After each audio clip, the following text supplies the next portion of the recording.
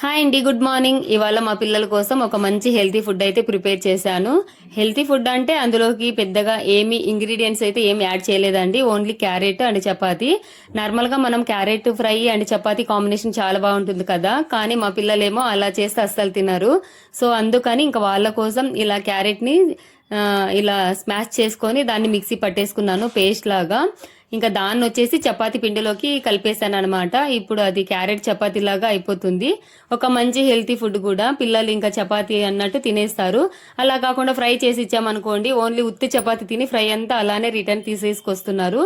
So అందుకని ఇంకా వాళ్ళ కోసం ఇలా ప్రిపేర్ చేశాను. అండ్ ఇంక ఇక్కడ వచ్చేసి అందులోకి కాంబినేషన్గా పల్లీ చట్నీ అయితే ప్రిపేర్ చేశాను. మా ఇంట్లో అయితే రెగ్యులర్గా పల్లీ చట్నీ కంపల్సరీగా ఉంటుంది. దోశ, ఇడ్లీ, చపాతీ, పూరి దేంట్లోకైనా పల్లీ చట్నీనే కావాలి. సో ఇంక అందుకని ఇంకా ఇలా ప్రిపేర్ చేశాను అనమాట. చపాతీలు ప్యాన్ మీద కాల్చేటప్పుడు ఇలా వెంటనే గనక తిరిగేస్తే చాలా పొంగుతూ వస్తాయి, అలా స్మూత్గా కూడా వస్తాయి. ఈ ట్రిక్ ఎవరికైనా తెలియకపోతే ఒకసారి ట్రై చేయండి. అండ్ నెక్స్ట్ ఇక్కడ వచ్చేసి చూడండి, చపాతీలు ఎంత స్మూత్గా ఉన్నాయో, చూస్తుంటే ఓలిగలు ఉన్నట్టు ఉన్నాయి. అండ్ టేస్ట్ కూడా చాలా బాగున్నాయి. ఇందులో కాంబినేషన్గా పల్లీ చట్నీ సూపర్గా ఉంటుంది.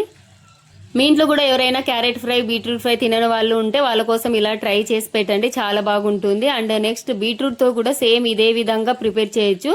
అది ఎలా ప్రిపేర్ చేయాలి అనేది నెక్స్ట్ వీడియోలో సెండ్ చేస్తాను. ఓకే అండి, వీడియో కనుక నచ్చినట్టయితే తప్పకుండా లైక్ చేయండి, అలాగే సబ్స్క్రైబ్ చేసుకోండి. ఉంటా మరి, బాయ్.